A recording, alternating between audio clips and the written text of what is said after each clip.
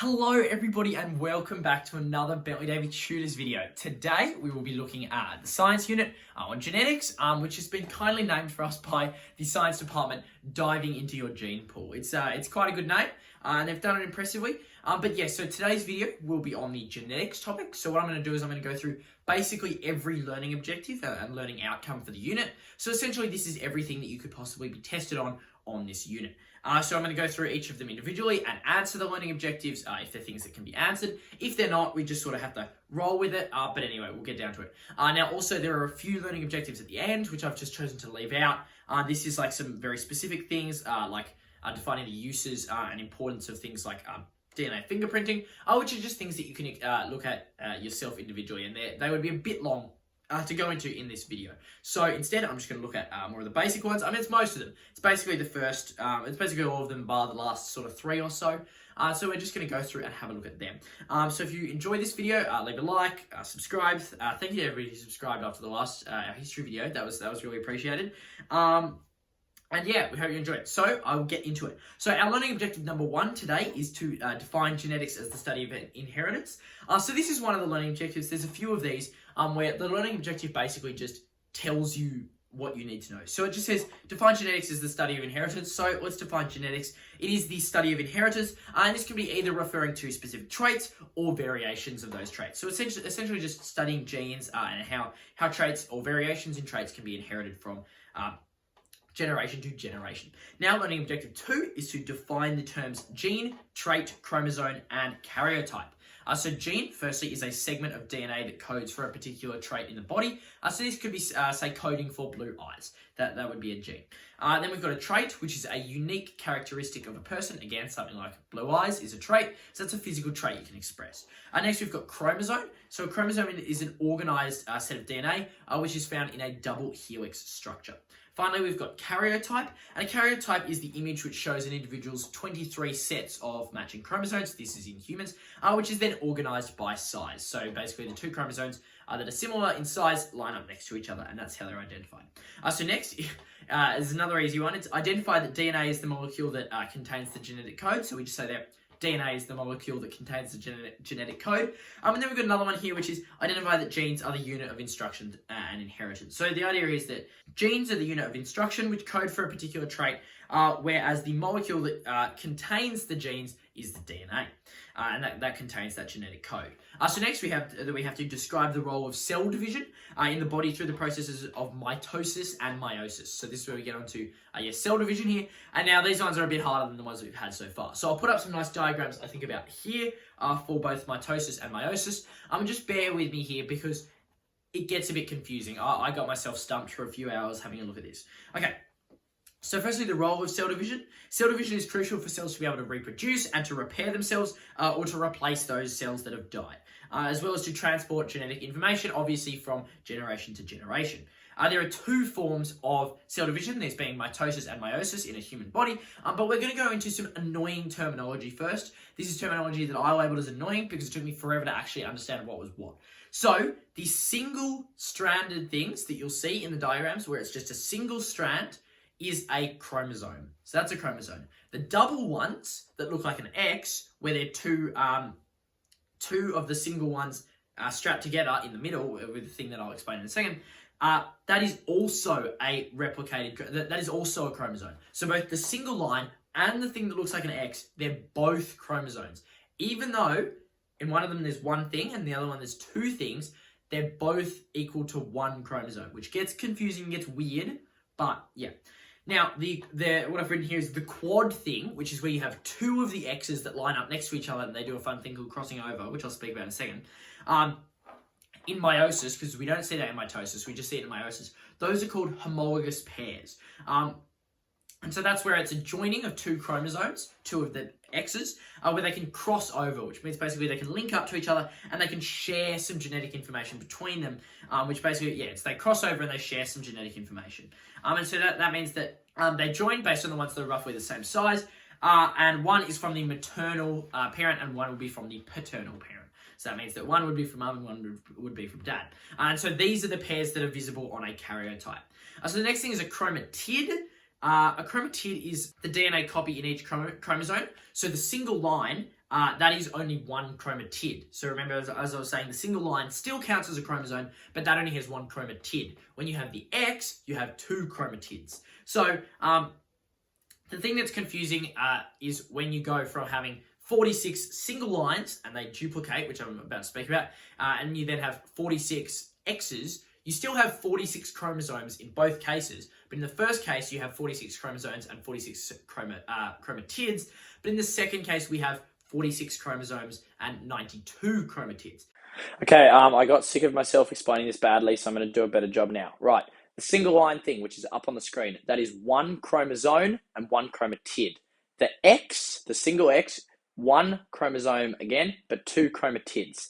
How that works is the little circles in the middle are called centromeres, and you actually count the number of chromosomes based on the amount of centromeres. So even though in the X's there's two chromatids, that's still just one chromosome because it's only got one centromere. So that's how that works. So that's the confusing bit there. So then finally, the annoying term is interphase. So this is the process of duplication, where your 46 chromosomes, and it was also, as I said, 46 chromatids at start, 46 chromosomes as well, it's just 46 of the single lines. They duplicate, essentially, they replicate themselves, and they're held at one point in the centromere, which is a little circle in the middle. So this is the phase where we go from having the 46 single lines to now having 46 X's. So how it works is, everything that is joined at one centromere is called one chromosome. So that's why the single X and the double X are still one chromosome. They're both one chromosome, even though one is basically double the other one. But hopefully that'll make sense. It confused me literally for hours, which was quite funny, but yeah. So I hope that makes sense. If it doesn't, look it up more, because it takes a little bit, but you can actually understand it. But now let's actually go into mitosis and meiosis. So, mitosis, so let's go to the quick facts for mitosis. I'll chuck a photo up here. Hopefully I run through the steps, or the photo actually makes sense. But firstly, mitosis takes each cell from being one cell into two cells. It can occur in most cells in the body, including skin cells, hair cells, and muscle cells. And mitosis will help humans with growth and replacing old dead cells. In single-celled organisms, it allows the organism to reproduce, because obviously if you're one cell and you go from one cell to two cells, that's your form of reproducing. And the process is as follows. So as you can see in this nice little diagram up here, how it works is you've got the 46 single chromosomes, which are just the single lines. They then double in interphase. And now you've still got 46 chromosomes, but you've got 92 chromatids. Something that I should probably explain. Both mitosis and meiosis follow the process of PMAT, which is PMAT, which is prophase, metaphase, anaphase, and telophase. You don't really need to know that, but it's just something good to keep in mind. So they double. Then what they do is they are in metaphase, they all line up in the middle. They line up M for middle almost. So they line up in a straight line in the middle. Then what happens is they're pulled apart at the centromeres. So if you think about it, you've got all of these double. You've got the X's in the middle. The X's line up in the middle. And then essentially they get split. So you've got 46 X's in the middle. You started with 46 lines in the cell, 46 single lines, single chromatids. They get doubled. You've now got 46 X's. They all line up in the middle, and then they get split. 46 chromatids, so 46 of the single lines go this way, 46 of the single lines go this way. Then telophase splits the cells, and if you think about it, you've now got two perfectly normal cells like you had at the start. So we start with 46 single lines, they get doubled, and then essentially they get split apart again. So basically, we just end up with 46 in both, two full diploid cells. So essentially, they double, and then they move to the center, and then they split again, so there's now enough for two. Because obviously, if you have 46 at the start and you need 46 at the end, you need to double it in the middle and then split them up. So that's how mitosis works. Hopefully, this diagram is helpful. There's little labels there, but you might not be able to read them, so hopefully that's all right. Now we've got meiosis. This one's a bit more complicated because it also follows PMAT, but then PMAT happens twice. So it's a little bit more confusing, but you should get there. So the purpose of this is to create sex cells, or gametes, and so it can only occur in sperm or egg cells. So the process again follows PMAT as before, but it happens twice. So how it works is it starts with a diploid cell. So diploid cell means 46 chromosomes in a human. That's like full, dip as in like double. And then we also have haploid cells, which are half. So that's only 23 chromosomes. So it starts with a diploid cell with 46 chromosomes, like we had in mitosis, 46 of the little lines.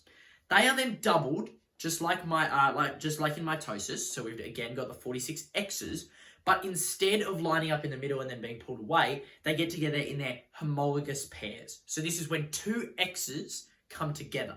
So now they do their crossing over, which is where they share bits of genetic information, some from mum, some from dad.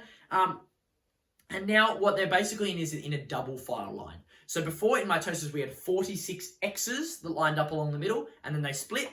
Now we have 23 double X's. So we have 23 double X's. Then what happens in anaphase is they're pulled apart. So 23 of the X's go to one side, 23 of the X's go to the other side. Then in telophase, they get split, and now we have 2 haploid cells. So we now have 2 cells with the full 2 cells with half the normal number of chromosomes. They have 23 of the full X's because we had 23 layers of 2 X's in the middle. Split, there's now 23 aside. So what then happens is we then go again. So in each of these cells, I'll just speak about one of them obviously, we've now got 23 of the X's. What happens here is they line up in the middle, and then they get split across the centromeres. Now you've got 23 single lines on one side, 23 single lines on the other side. So again, hopefully this makes sense. It is a bit confusing. Hopefully the diagram up there will help. But because we said that we now have 23 X's on each side, we have 46 chromatids because each X has 2 chromatids, even though it's one chromosome. It's all a bit confusing, but each X has 2 chromatids. So even though we've only got 23 chromosomes, we've got 46 chromatids, and we want 23 chromatids on each side. So when they move into the middle, then it can then be split at the centromeres. We got 23 on each side, and there you go. So that is how meiosis works. We now have 4 daughter cells, and this is quite important. So, because often you'll be asked questions like this. So it'll be in meiosis, what we've got is we start with a diploid cell, which is full 46 chromosomes in a human. Then we undergo mitosis there. The cell replication happens once. And the daughter cells, there's 2 daughter cells created, and they are genetically identical to the parent cell. That's very important. They'll probably ask you about that if you tested on this. With meiosis, we have starts once again with a diploid cell, full 46 chromosomes, got everything in it.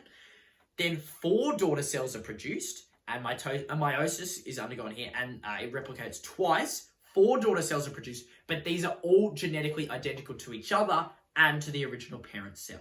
Just in case it's not clear enough, I made a mistake there. They're all genetically unique. They're all different. So there we go. There's mitosis and meiosis done.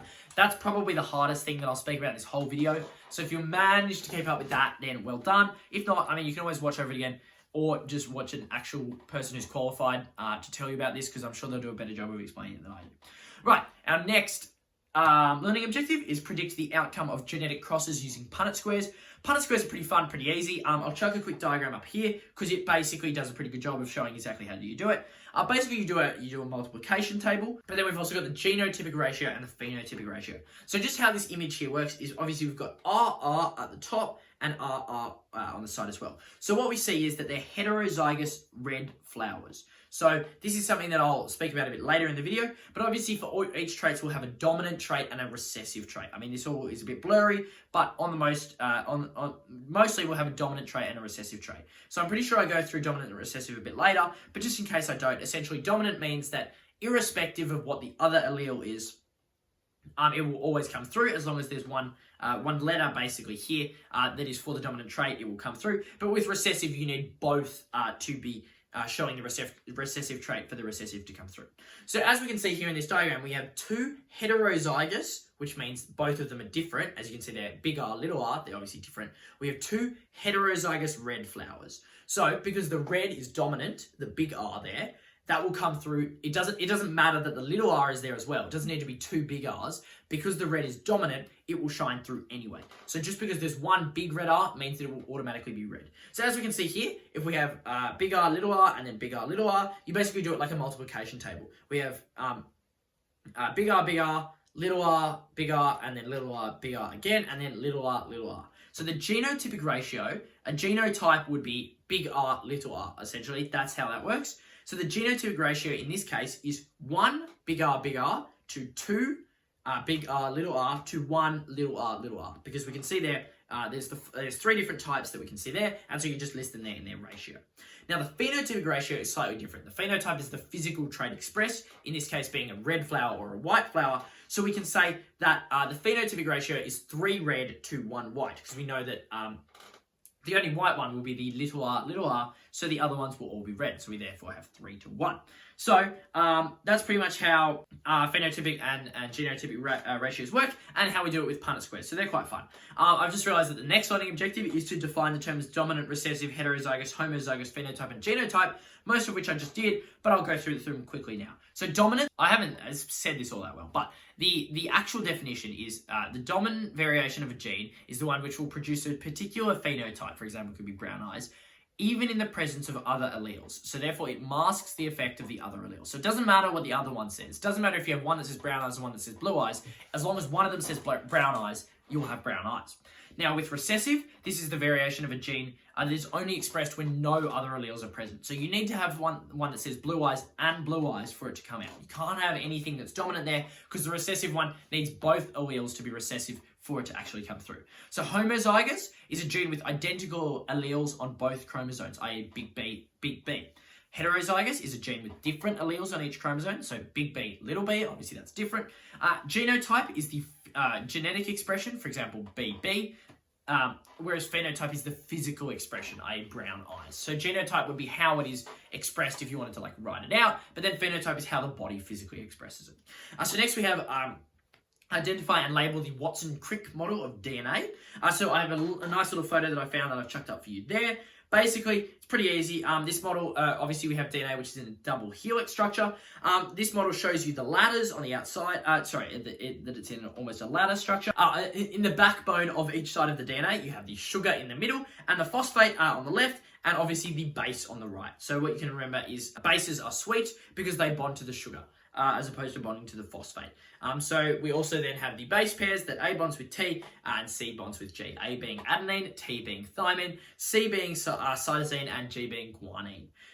Okay, so describe the basic structure of DNA, this being bases, sugars, double helix, and pairings. I feel like I already said most of this, but it's right. So as we know, DNA is arranged in a double helix structure. When unwound, it forms a ladder. The backbone is made up of a sugar and a phosphate, and the middle of the ladder is made up from a combination of complementary bases. The bases are paired with adenine bonding with thymine, and cytosine bonding with guanine. Adenine and thymine both have 2 hydrogen bonds in between them, whereas cytosine and guanine have 3.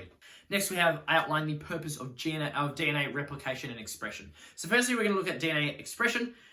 So DNA can be expressed by basically stating its bases. For example, a string of DNA, a string of 3 nucleotides could be expressed as ATC. The process for the expression goes as follows. 3 nucleotides makes up 1 codon. 1 codon codes for 1 amino acid. A series of amino acids creates 1 protein, and then that protein basically makes something in the body. So the codons are all just random letters, things like G or Y, but can be worked out with this fun little table here. I've somewhat forgotten what this is called, but essentially it works like this. So it's pretty easy to read, but if your string of nucleotides was ATG, you look for the side that says first base in codon, here it's on the left, and you look for A. So then you've got a row that it could be in. Then you look for the second one, which is T, so you look up the top. So now you've got a box that it could be in. Then you look to the third base, which is on the right, and you go G, and so that's the bottom one. So in this case, we'd have ATG, which is written there in the bottom on the far left, second in the box on the second from the bottom, far left, and down the bottom of that, which says MET. So that would be our codon there. Now, let's look at DNA replication. So I've got a nice diagram here as well. We've got 5 steps for DNA replication. Each picture represents a different step. So firstly, the double helix of DNA unwinds to form a straight ladder. That's what you see in step 1. Secondly, an enzyme called helicase moves through the ladder and essentially separates the bases at the hydrogen bonds. So it basically snips up each of the hydrogen bonds that connects each of the bases.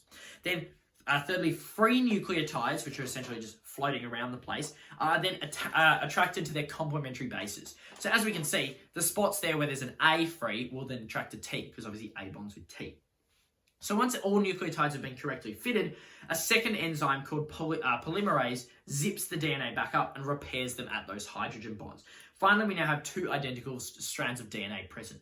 So the idea of how this works here is because each base can only bond with a specific base, so A can only bond with T and C can only bond with G, when you cut it down the middle, and free nucleotides come in, it basically just has to make the same thing that it had before, except we've now got two of them. So that's basically how replication works. So next, we have defined the terms mutation and mutagen. So firstly, mutation is an error that occurs in the matching of nucleotides to the original strand of DNA replication that goes undetected.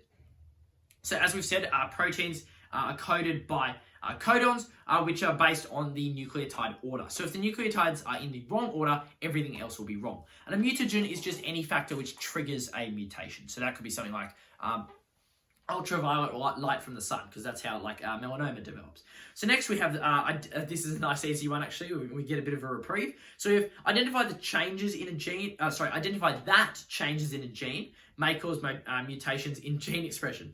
Yes, that's correct. A change in the gene expression may cause a mutation. So thank you to the learning objective for being nice and short there. Fine, this is not finally, but the next one we've got here is explain briefly a type of mutation that may occur. So we've got three different types of mutations. We've got deletion, inversion, and duplication. And so there's a lovely little example image that I'll chuck up here somewhere, which basically tells you how to do it and tells you how each of them go.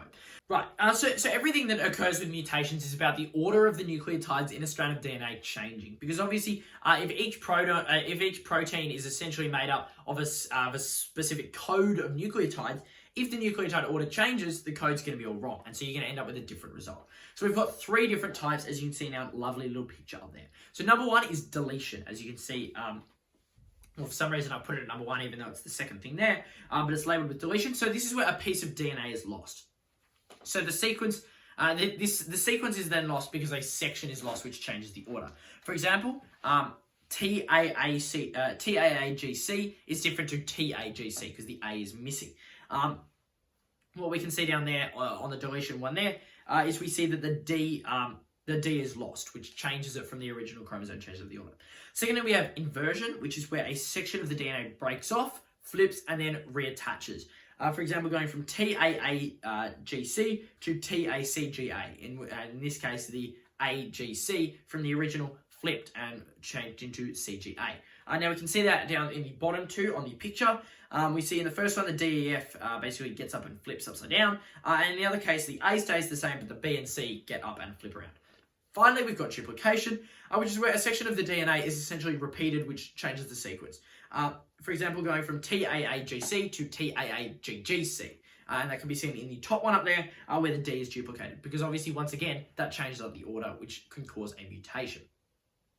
So our next one here is to identify the basic steps of nuclear transfer cloning and recognize the purpose of therapeutic cloning. So this is quite a long one, but it's basically one of our last ones. Actually, it is our last one. So this will be our last learning objective. Hopefully we can get this done pretty quickly, but I'll go through it now. So firstly, what is cloning? So the term cloning describes a number of different processes that can be used to produce genetically identical copies of a biological entity. The copied material, which has the same genetic makeup as the original, is referred to as a clone. Researchers have cloned a wide variety of biological materials, including genes, cells, tissues, and even entire organisms such as sheep. That was Dolly the sheep, which was the first full organism that was cloned. So the steps of nuclear transfer cloning. So I'll go through this now. I think I maybe have a little diagram which I drew myself, so it's probably not that good. But if it's decent, I'll chuck it up there on the side. So step one, you have to isolate particular cells from both the animal being cloned and the donor animal. And the donor animal is the one providing the egg cell. So secondly, you have to remove and discard the nucleus of the donor cell. So this is removing the nucleus of the egg cell. Thirdly, you have to transfer the somatic cell. So this is the one taken from the animal being cloned into the enucleated cell. So enucleated means without the nucleus. So that's the one that we just sucked the nucleus out of. And it's the one that we got from the donor animal. This means that we now have a donor cell that was emptied of its nucleus, which now carries the DNA of the animal that we want to clone. Fourthly, we stimulate cell division of this cell using enzymes, which are introduced to stimulate mitosis in that new cell. And so now we have lots of that cell, basically. Final step is that the egg is then implanted into the surrogate mother. So this is a totally different animal. We have three animals involved. We've got the one who's being cloned, the one who's providing the egg cell, and then the one who's going to be the surrogate mother. And so then finally this clone is delivered, and then we have a fun clone. So that's how cloning works. Okay, and our final point on the final learning objectives, so this will be the last thing I'll teach you, is therapeutic cloning and its purpose. So therapeutic cloning is the type of cloning that produces embryonic stem cells. These are stem cells that are collected from human embryos, essentially. But when they're cloned, these cells are identical to those in the host's body. So this means that they could easily be introduced into the body of a host, and these stem cells are then often used for experiments on diseases and new therapeutic drugs. So the uses, firstly, these cells can be used to create any other type of cell in the body. They can be cultured in a specific way to produce a different type of cell. For example, turning into a skin cell, which can then be used to help damage specific groups of cells in the body, which may not be functioning. Secondly, these differentiated cells are also excellent for testing the effectiveness or potential side effects of new drugs. Essentially, if you have a nerve damage drug that you want to test, you can cultivate stem cells to turn into nerve cells, and then you can use the drug on those nerve cells and see how effective it is and if there are any potential side effects that you need to worry about. Now, the drawbacks of embryonic stem cells have remarkably similar characteristics to cancerous cells in how they can continually multiply. Research shows that after 60 cycles of mitosis and duplication, these stem cells may have the ability to form tumors, and thus they're not always super safe, which is our main drawback of therapeutic cloning. It's also not super widely available yet, and we haven't, for example, been able to therapeutically clone a person. There's also a number of ethical issues involved with specifically embryonic stem cells, because a lot of people don't like the idea of collecting stem cells from fertilized human embryos. So the final three learning objectives that are here that we're not going to cover today are firstly asking you to describe vaccines, stem cells, and IVF, and then discussing advantages and disadvantages of each of those biotechnologies, and then as well discussing at least three different social and ethical issues that must be considered when applying and using those biotechnologies. So why we're not going to cover them is because they're pretty specific to you. You can choose which one of them you know, and as long as you know about one of them, you'll probably be pretty all right. So that is everything on the genetics topic. I hope you enjoyed. We're also going to be producing a video on the Earth and environmental science topic, which should be out basically at the same time as this one. So I hope you enjoyed. If you have any questions, you can leave them down in the comments below, and I'll try and answer them. If you enjoyed and you're not already subscribed, I can't believe that you're here and you're not subscribed. But if you aren't subscribed and you'd like to subscribe, we'd really appreciate that. Or just leave a like on the video, or you don't really have to do anything. But I hope you enjoyed. Thank you and goodbye.